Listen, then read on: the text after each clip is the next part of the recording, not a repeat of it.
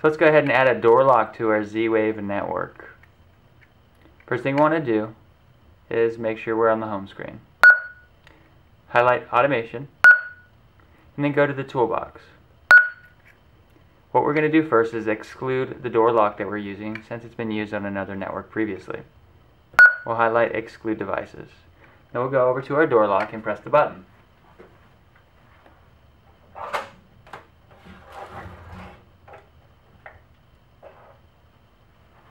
Unknown device has been excluded. What we'll do now is back out and include the device. Once it is ready, walk over to the door lock and press the button.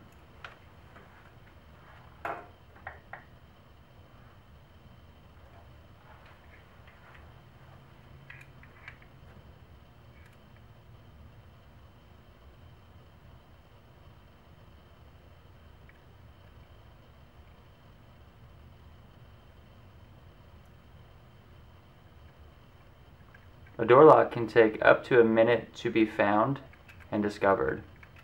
You just need to wait the time until it's found.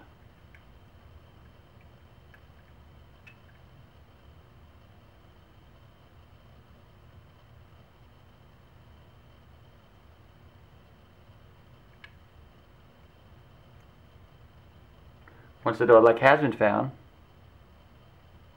go ahead and back up. Back up again. Go to your door locks. As you can see, it says door lock still not ready. The door lock is still transmitting information to the links panel.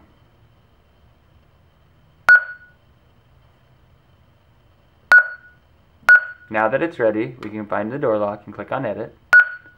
And we can name that maybe Front for front door lock and click Done. Once that's been done, the Z-Wave door lock has been successfully added to the Z-Wave network.